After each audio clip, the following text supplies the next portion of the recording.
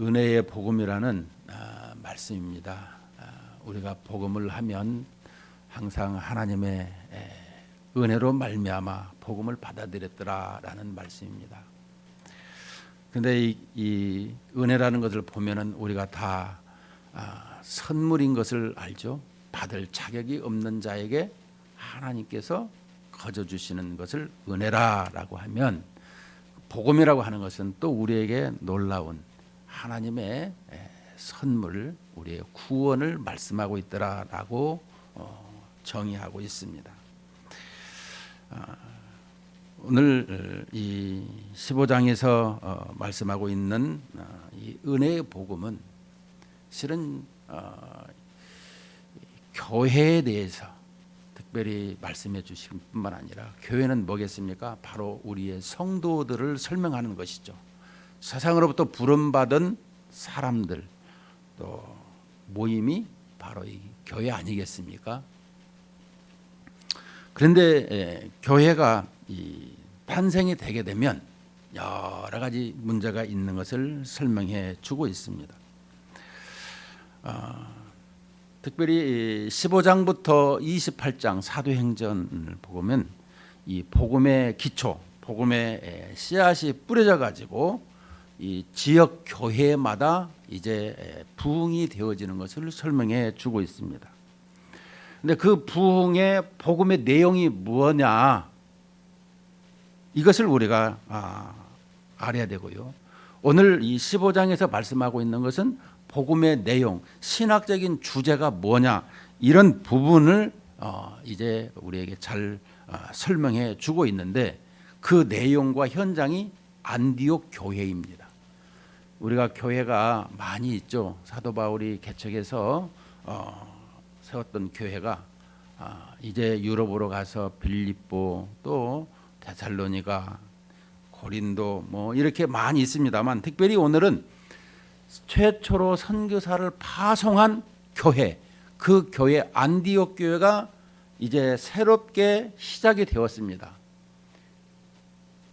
우리는 이 부분을 보게 되면 놀라운 하나님의 역사가 있는 것을 보는데, 첫째는 이 교회에는 생명력이 있는 것을 보게 됩니다.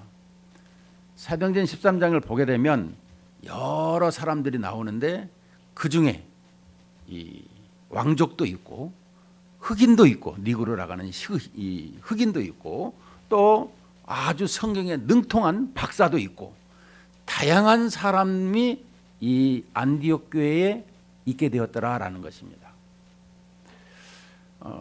교회가 탄생이 되게 되면 끼리끼리라고 모이게 되는 것을 많이 봅니다. 형편이 좋은 사람은 좋은 사람대로, 또 힘들면 힘든 사람대로 자기들끼리 이렇게 하는 것을 보게 됩니다. 근데 이 교회는 그렇지가 않아요. 왕족이나 흑인이나 또 성경의 박사나 다 재정이 많은 바나바나, 이런 것들을 볼 적에 하나가 되어 있는 이런 교회였더라라는 것입니다.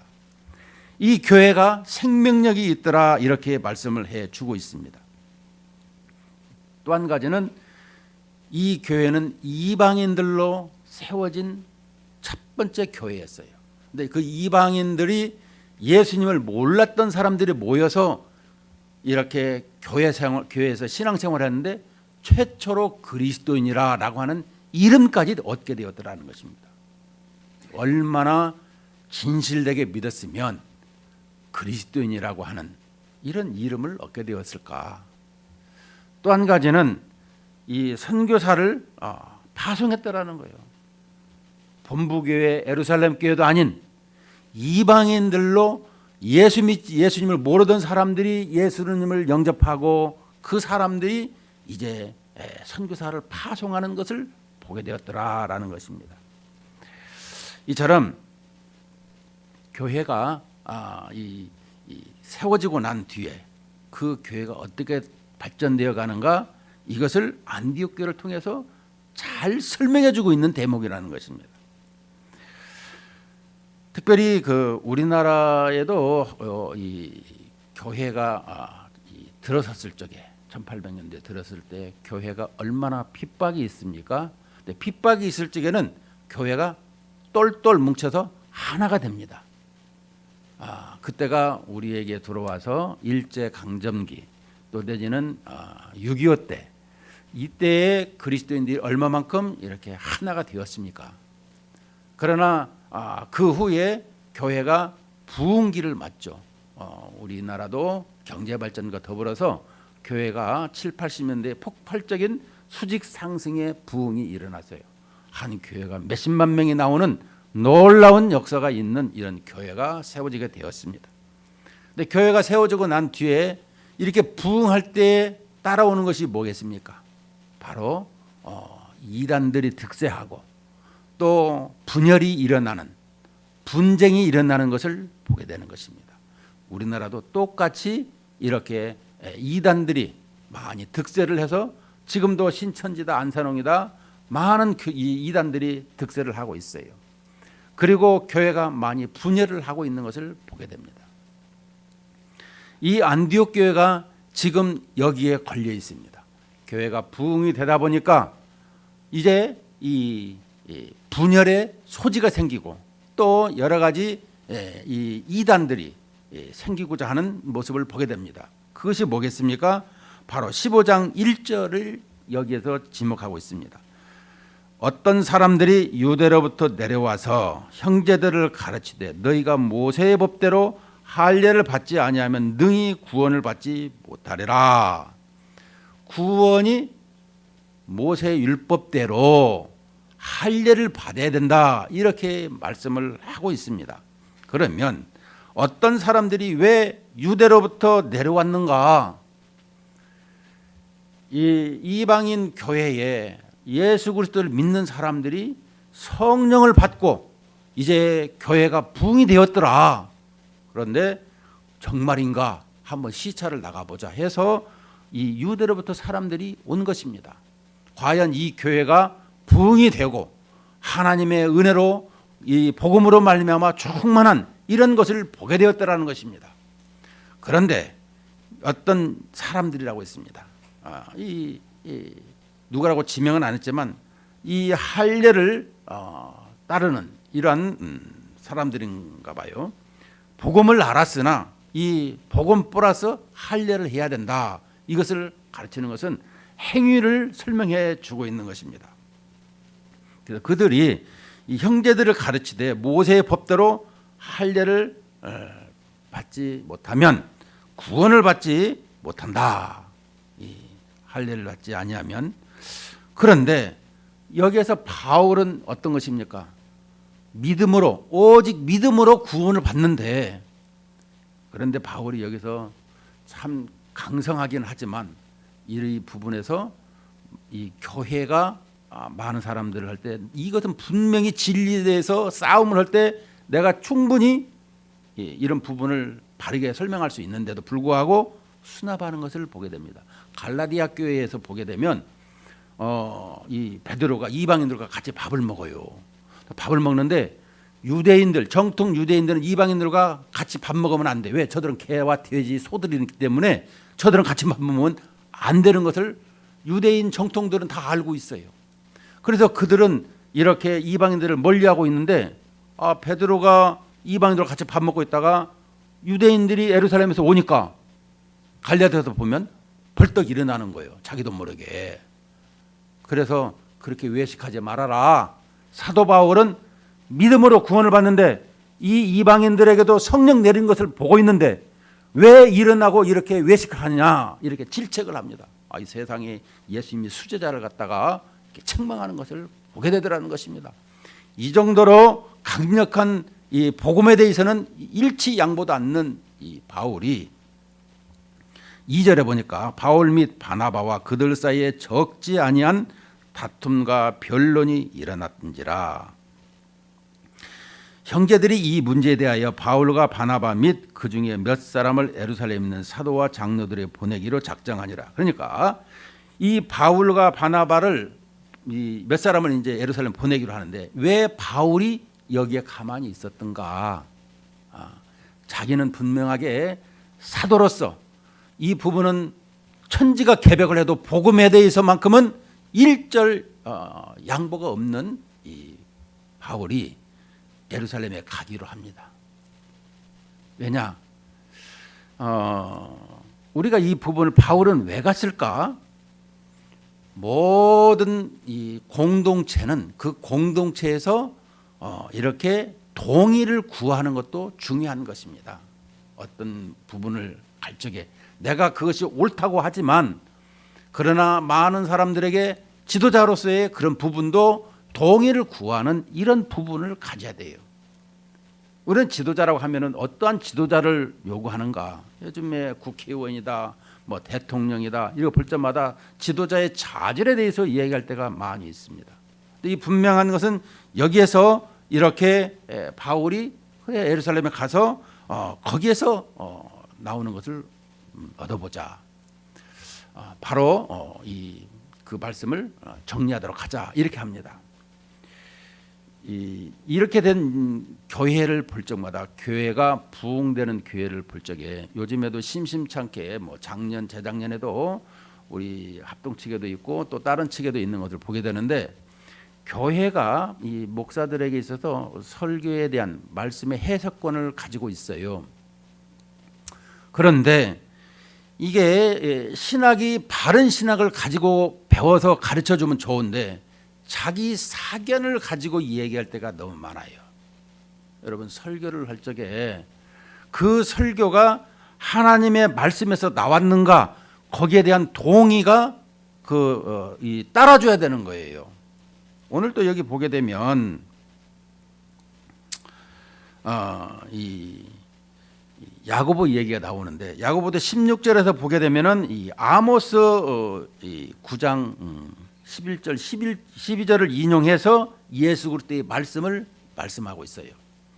내가 아무리 그 말씀이 좋다고 한들 성경 말씀을 갖다가 바로 거기서 인용이 되고 또 지지를 받아야 그게 하나님의 말씀이 되는 거지. 자기가 이렇게 주관성을 가지고 객관성이다라고 띄고 말을 하는 것은 지지를 못 받는다라는 것입니다. 설교자들은 항상 그 말씀이 하나님의 말씀을 이렇게 지지할 수 있도록 성경을 인용해야 되는 거예요. 왜냐 그러면 우리가 여기 모여 있지만 실은 만담을 들으러 온 것이 아니라 하나님의 말씀을 들으러 온 것입니다. 그 말씀이 참으로 내 말씀이 나에게 있어서 어떻게 살아되는가 하는 걸 이렇게 설명해주고 이해시켜주고 성령께서 역사할 때 내 힘에 이렇게 기쁨으로 살아가더라라는 것을 알고 있기 때문에 우리는 마땅히 주님 앞에 나와 예배를 드리게 된다라는 것입니다. 그래서 이 안디옥 교회에 이 바울과 바나바가 또 몇 사람이 이 예루살렘으로 가게 됩니다. 그래서 3절까지 가게 되는데 4절에 보니까 예루살렘에 이제 도착을 합니다.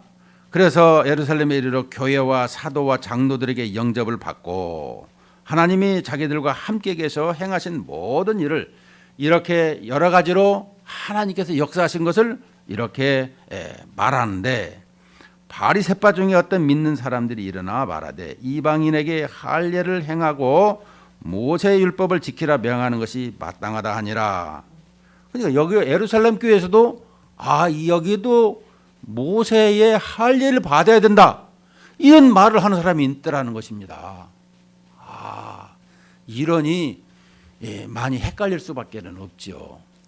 그런데 6절에 보니까 사도와 장로들이 이 일을 의논하러 모여 사도와 장로들이 이 일을 그러니까 이 모세의 할례를 행해야 되느냐 말해야 되느냐 여기에 대한 것을 사도와 장로들이 지금 다 모였습니다. 우리가 1년에 한 번씩 총회를 합니다. 총회, 헌의가 올라옵니다. 이 신학적인 문제에서도 이 부분을 해결해 주세요 하고 올라와요. 그러면 이 부분은 이 총회장이 여기서 이 신학부에 이렇게 넘겨서 이것을 해결했으면 좋겠다. 그래서 그 연구를 하게 되는 것입니다. 이 말이 맞는지 틀리는지. 이처럼 여기에도 이런 부분을 분명하게 지금 의논하러 모였더라라는 것입니다. 그런데 7절에 보니까 많은 변론이 있은 후에 베드로가 일어나 말합니다. 형제들아 너희도 알거니와 하나님의 이방인들로 내 입에서 복음의 말씀을 들어 믿게 하시려고 오래전부터 너희 가운데서 나를 택하시고 또 마음을 아시는 하나님이 우리에게와 같이 그들에게도 성령을 주어 증언하시고 믿음으로 그들의 마음을 깨끗이 하사 그들이나 우리나 차별하지 아니하셨느니라. 이렇게 많은 변론이 있었어요. 그런데 예전 같으면 베드로가 나사기를 얼마나 좋아합니까? 제자들은 비켜, 내가 해야 돼. 물론 예수님이 12 제자 중에 가장 연장자이고 또 그런 부분에서 또 다혈질이고 또 여러 가지 성품도 그러겠지만 그러나 항상 나사기를 좋아했어요. 분명한 것은. 그런데 오늘 보니까 많은 변론이 있은 후에 이제 베드로가 일어나 말을 합니다. 아마 이제 베드로도 많이 성숙한 것 같습니다. 그가 이제 이 하나님이 이방인들로 복음의 말씀을 하셨다라는 것을 사도행전 10장을 들어서 말씀을 합니다. 이 요바에 있을 때 이 백부장인 고넬료가 이 하인들을 보내서 자기 집에 초청을 해서 그 하나님의 말씀을 듣고자 할 때에 이제 하나님의 성령이 그 백성들에게 여기 이 고넬료 집안 모든 사람들에게 성령이 내리신 것을 보았더라는 것입니다. 성령 내리신 것이 뭐겠습니까?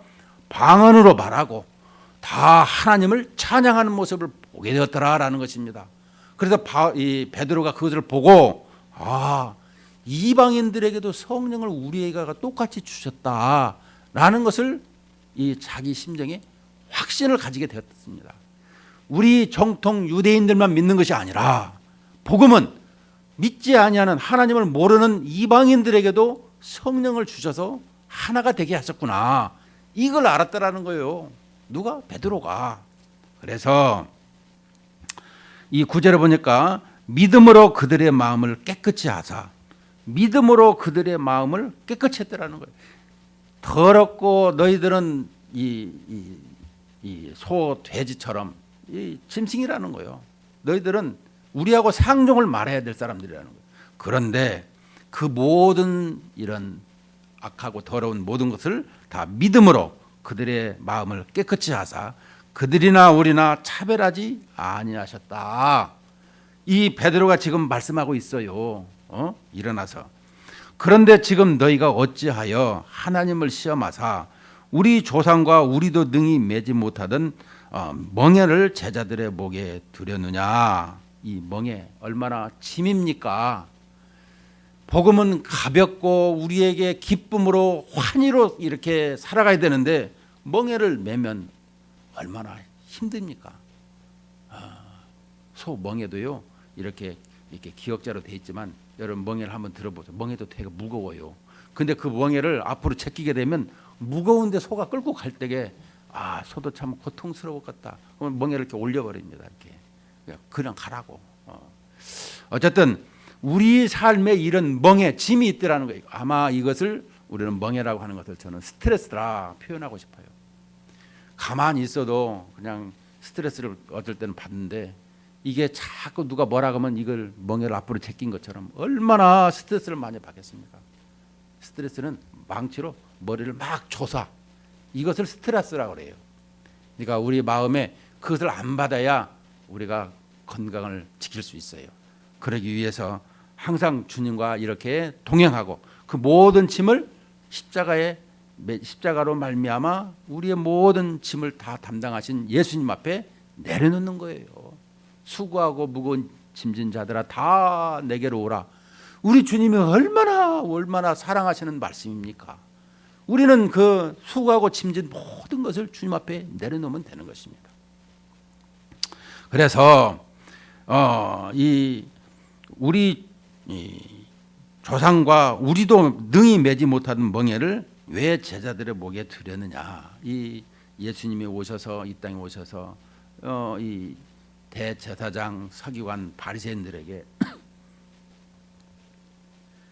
성전문에 들어가지도 않고 들어가는 사람도 막고 이렇게 구원을 받지 못하게 하는 그 하나님의 말씀을 받아서 이렇게 하나님 나라를 열심으로 소개해야 될 사람들이 이렇게 하나님의 나라에 들어가지 못하게 했을 적에 예수님께서 이 독사의 자식들아라고 강력하게 말한 것을 볼 수 있어요. 얼마만큼 주님이 이렇게 화가 나셨으면 그렇게 말씀하셨을까. 여기도 이렇게 조상도 못 메고 우리도 못 메는 것을 왜 이렇게 제자들에게 매게 하려느냐. 그러면서 11절에 그러나 이 모든 말씀을 다 아울러서 우리는 그들이 우리와 동일하게 주 예수의 은혜로 구원받는 줄을 믿노라. 주 예수의 은혜로 구원을 받는다라는 거예요. 예수님을 영접하고 우리가 구원을 받는다라는 것이죠. 여러분 예수의 복음 얘기할 때 이 부분을 잘 설명했으면 좋겠어요. 제가 지난번에 주 예수의 은혜로 구원받는 줄을 믿노라라고 하는 것을 조금 더 풀어서 설명하면 이것입니다. 복음이 뭐냐라고 했을 때 지난 시간에 예수의 인격과 사역이라 이렇게 말씀을 했어요. 자, 그럼 오늘 사역에 대해서 이 얘기를 해보게 되면 복음은 바로 복음의 내용이 예수 그리스도의 사역을 설명하고 있습니다. 사역이라고 하는 것은 주님께서 공적인 일을 하시는 것을 설명하고 있어요. 저도 목회자로서 사역이 바로 여러분들에게 이 유년부에서 장년부까지 아울러서 여러분들에게 복음을 증거하는 것을 설명해 주고 있어요. 자, 복음의 증거가 그러면 내용이 뭐냐라고 하게 되면 하나님의 언약으로 이 땅에 오신 예수 그리스도의 성육신을 설명하는 거예요. 성육신이 되지 아니하고는 우리에게 복음이 될 수가 없어요. 그 성육신과 그다음에 우리에게 십자가로 말미암아 우리 모든 죄를 대속하신 사건, 늘 십자가로 말미암아 우리의 모든 죄의 짐을 주님께서 항상 짊어지시고 주님 앞에 내려놓으면 다 사함받는 것. 그다음에 우리의 죄를 사했을 뿐만 아니라 주님께서 부활하심으로 새로운 생명을 우리에게 주신 것입니다. 그 생명으로 말미암아 살아가는 거예요. 그런데 그 생명을 가지신 부활하신 주님께서 승천을 하셔서 이제 하나님의 보좌에서 통치를 하고 있어요. 현재 통치를 하고 있고 그 다음에 우리에게 성령을 보내셔서 우리와 함께 하시고 있는 것이 복음이라는 거예요. 그리고 우리에게 다시 오실 예수님으로 영원토록 함께 몸으로 살겠다라고 하는 내용이 이 복음의 내용인 거예요.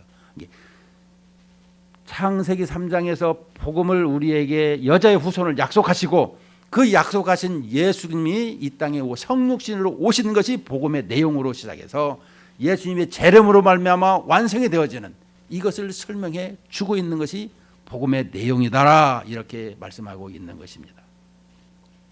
그러므로 예수 그리스도의 인격과 사역이 복음이라고 하는 것은 우리 주님께서 나를 구원하시려고 어떻게 하셨는가, 오늘 주 예수의 은혜로 구원받는 줄을 믿노라 하는 말씀이 이 얘기인 것입니다. 복음이 뭐예요? 구원이고 우리에게 기쁜 소식이라고 설명했어요. 어떻게 기쁜 소식이 되느냐? 예수님께서 성육신에 오셔서 양성으로 하나님도 되시고 참 사람도 되시는 우리가 이 부분을 믿을 때에 우리에게 생명을 주시고 하나님의 자녀로 이렇게 삼아주시는 것을 알고 있더라라는 것입니다. 우리에게 설명해 주는 거예요. 그래서 주 예수의 은혜로 구원받는 줄을 믿노라. 그래서 12절에 보니까 온 무리가 가만히 있어 바나바와 바울이 하나님께서 자기들로 말미암아 이방인 중에도 행하신 표적과 기사에 관하여 말하는 것을 듣더니, 또 이제 이 바나바와 바울이 이 비시디아, 안디옥, 더베, 루스드라 다 그런 데 가서 놀랍게 표적과 기사에 있던 것을 말하는 것을 듣더니 이 말을 또 마침에 야고보가 이제 대답을 합니다. 당시에 야고보는 예루살렘 교회의 담임 목사일 뿐만 아니라 이 모든 부분에서 총회장 역할을 하고 있는 거예요. 현재 교회에. 총회장이라고 하는 것은 많은 교회가 있는데 함께 모아서 거기에서 대표자를 이렇게 말씀하고 있습니다. 그러니까 여기서도 야고보가 이 대답을 하고 있는데, 여러분 이 고린도전서 15장에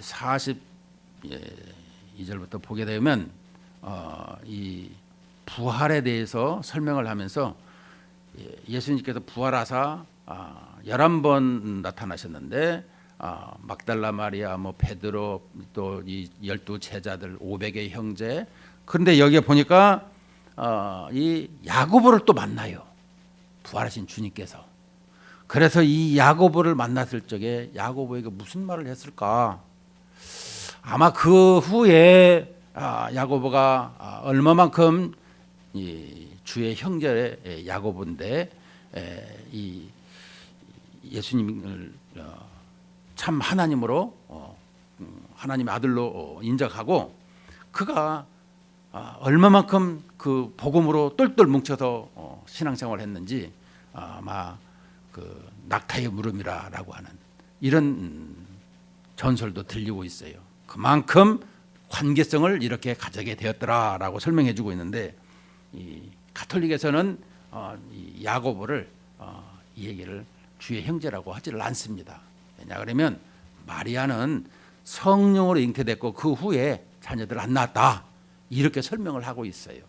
이 부분이 좀 문제가 되는데, 성경은 분명하게 주의 형제 야고보라 이렇게 설명해 주고 있습니다. 자, 그래서 이 야고보가 형제들에게 말합니다. 형제들아, 내 말을 들으라. 이제 최종적으로 답변을 합니다. 하나님이 처음으로 이방인 중에서 자기 이름을 위할 백성을 취하시려고 그들을 돌보신 것을 시므온이 말하였어요. 여기 시므온이라는 누구요?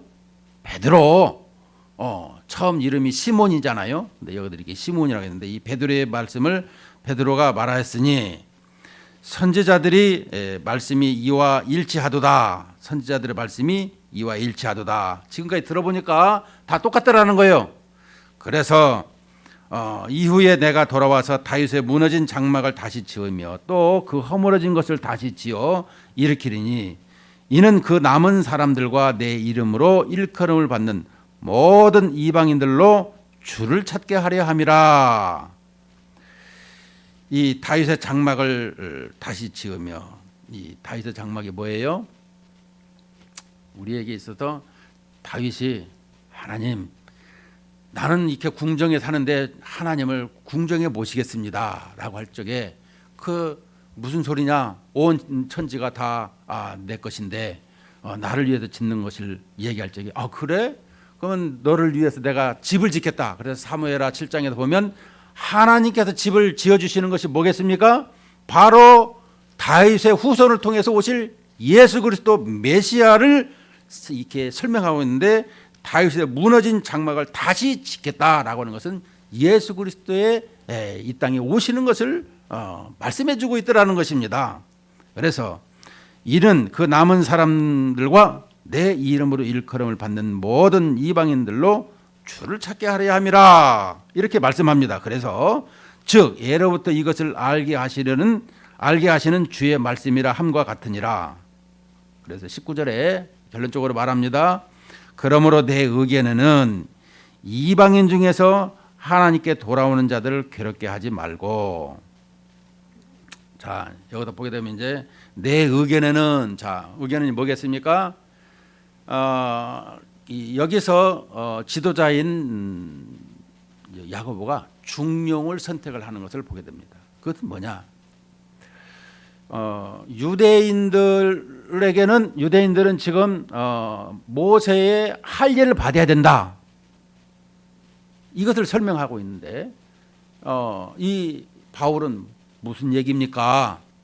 오직 예수 그리스도를 믿음으로 구원을 받는 것입니다 라는 것을 설명하고 있어요. 그래서 여기서 보게 되면 우리가 종교성과 이 문화, 이 두 가지를 우리가 생각을 하게 됩니다. 그래서 유대인들은 할례를 받고 신앙생활을 하죠. 이거는 할례를 안 받고 신앙생활을 했어요. 우리가 보수파라고 하는 것은 할례를 지지하는 보수파, 여기서는 진보파는 할례 없이 그냥 예수 그리스도를 믿음으로 이렇게 설명을 하고 있어요. 자, 그렇더라면 여기서 중용을 선택하는 것이 뭐냐?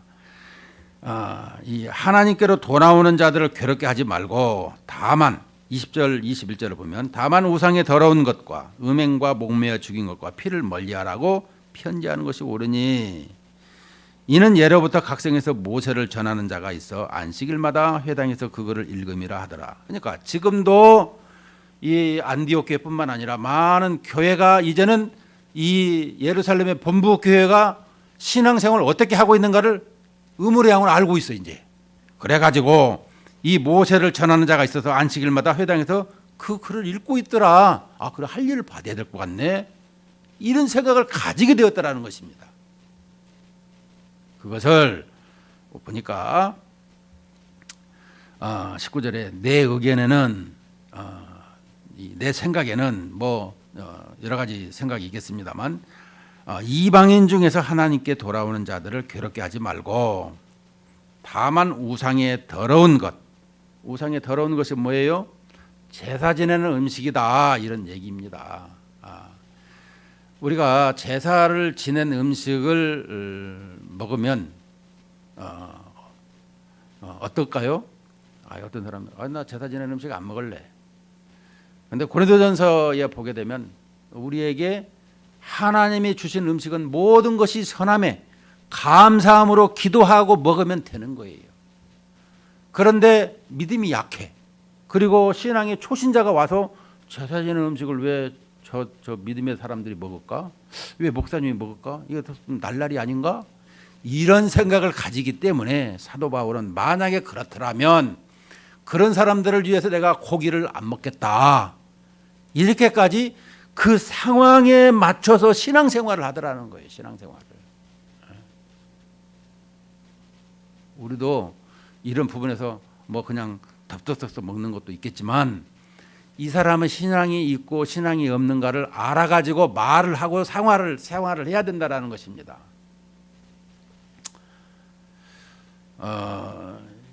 이 우상의 더러운 것, 제사 지내는 음식을 말씀하고 있어요. 그 다음에 이 음행에 대해서도 얘기할 적에 보게 되면 이렇더라는 것입니다. 이 배자라고 하는 신학자는 우상을 섬기는 것은 영적 간음이다 이렇게 설명을 했어요. 여기 음행에 대한 뜻을 설명할 적에 라이트 후드는 근친 결혼이다. 그런데 칼뱅은 축첩, 첩을 두는 행위이다. 펠러는 이교도와 결혼하는 것이다. 이것이 음행이라고 설명하고 있어요. 그런데 하이니크는 우상 숭배 간음인데 이 에베소 보게 되면 다이아나 신전인데 3,000명의 이 창녀들이 있었어요. 그 창녀들과 이게 하는 것이 음행이다, 우상 숭배다 이렇게 설명을 해주고 있어요. 여기에 많은 사람들이 지지를 하고 있어요. 달마시우스는 창녀나 포주 행위다 이렇게 설명을 하고 있어요.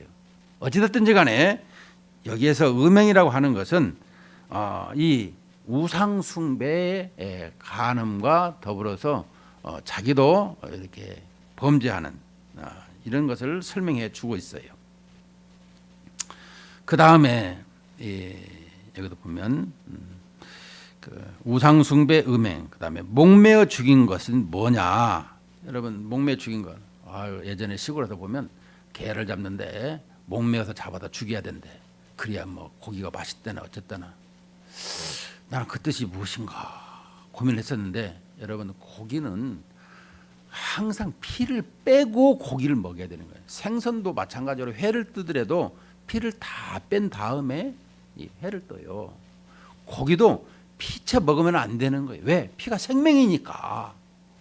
레위기에서 보게 우리의 설명이 다 가르치고 있어요. 내가 지금 읽으려도 이 시간이 좀 쫓기니까 그냥 말씀을 드리는 것입니다. 우리에게 피채 먹으면 안 되는 거예요. 피는 생명이기 때문에. 그래서 이 목매어 죽인 것을 먹지 말아라. 나도 모르게 피채 먹으니까 그리고 피를 멀리하라. 이 피가 생명인데 이 이방인들 중에는 제사를 지내면서 피 한 그릇씩 드세요 하고 따라준다라는 거요. 어떤 사람은 곰을 갖다 빨대로, 어떤 사람은 뭐 노루를 갖다가 이렇게 피를 먹으면은 오래 산다나, 뭐 건강한다나, 뭐 이런 얘기를 하면서 이걸 하고 있어요, 건강상으로도. 그런데 성경은 분명하게 피를 멀리하라. 신약에서도 구약에서도 레위기서에 설명을 해주고 있는데 레위기 17장에 13절에 보면 모든 이스라엘 사돈이나 그 중에 거류하는 거류민이 먹을 만한 짐승이나 새를 사냥하여 잡거든 그것이 피를 흘리고 흙으로 덮을지니라. 모든 생물은 그 피가 생명과 일체라. 그러므로 내가 이스라엘 자손에게 이르기를 너희는 어떤 육체의 피든지 먹지 말라 하였나니 모든 육체의 생명은 그것의 피인즉 그 피를 먹는 모든 자는 끊어지리라. 그리고 신명기서에도 12장에서 보면 16절에 오직 그 피는 먹지 말고 물같이 땅에 쏟을 것이며, 또 12장 23절에도 다만 크게 삼가서 그 피는 먹지 말라. 피는 그 생명인즉 내가 그 생명을 고기와 함께 먹지 못하리니. 이처럼 피에 대해서 우리에게 분명하게 설명을 해주고 있어요. 구약에서도 했고 신약에서도 하고 있어요. 우리는 신약에서 안 하니까 그런 말씀하지 마세요. 생명의 피는 항상 우리에게 있어서 어때야 되는가 이 부분을 자세히 설명해 주고 있어요. 그래서 이 부분에서 이 피를 멀리하라고 편지하는 것이 옳으니, 그러니까 이 네 가지를 설명해 주고 있어요. 우상의 더러운 것과 음행과 목매 중인 것 피를 멀리하라. 왜냐? 이 구약의 이런 것을 배우게 되다 보면 이 사람들이 이 부분을 지금도 비닐 있는 것은 먹으면 안 되니까 이렇게 있는 사람들이 있어요. 그건 구약에서 있을 것이고 우리에게 예수님으로 말미암아 새로워진 이 제사법이 폐지되는 것을 볼 수 있죠. 의식법이나 시민법 이런 것이 있는데 우리에게 있어서 법이 폐지되어지고 일부만 이렇게 형식적으로 살아 있죠. 결론적으로 말씀드리면 우리에게 이 은혜의 복음은 예수 그리스도로 말미암아 구원을 받는다. 네, 여기에도 야고보도 얘기하는 것은 뭡니까? 이 유대인들에게 있어서 말하는 것과 또 이방인들에게 말하는 것을 이렇게 중용을 선택해서 오늘 이렇게 우상의 더러운 것 이 부분을 자세히 설명해 주고 있는 것입니다. 우리 신앙생활에서 그러면 이 부분을 어떻게 해야 될 것인가? 하나님께서 우리에게 이 부분을 말씀하신 것을 성경이 증거를 해주고 있다. 제자들에게, 사도들에게도 분명히 야고보에게도 또 이 바울에게도 또 베드로에게도 이 부분을 자세히 설명해서 교회다움은 바로 신학의 이런 부분에서 하나님 말씀에 바로 서는데 구원은 오직 예수 그리스도를 믿음으로 되어진다라는 것을 설명해 주고 있어요. 그런데 지금도 이 안산홍에 있어서 장길자는 지금도 이 유대인의 유월절을 자꾸 이 얘기를 하고 있어요. 근데 이단들은 가만히 보면 사람을 살리는 것이 아니라 사람을 갈취해서 자기의 이익을 쫓는 집단들 아닌가 이런 생각을 해보게 됩니다. 우리 신앙생활에서 항상 이렇게 주님께서 이루어 주신 그 구원을 우리는 어떻게 해야 될까요? 항상 그대로 받아들이고 순종하고 하나님의 뜻을 쫓아 살아가는 것이 중요한 것입니다. 성경에서 뭐라고 하고 있는가? 오늘 또 보니까 다윗의 장막을 이렇게 들어서 이 땅에 오신 예수 그리스도께서 하시는 말씀이 지금까지 선지자들 쭉 보니까 같더라 라고 결론을 맺어주는 것을 볼 적에 우리의 기준이 뭐예요? 성경 말씀을 쫓아서 살아가고 그 말씀대로 준행하는 삶이 되어야 된다. 이것을 설명해 주고 있는 것입니다. 이 말씀대로 항상 생활하고 순종하고 살아가기를 주님의 이름으로 축복합니다. 기도하십시다. 하나님 아버지.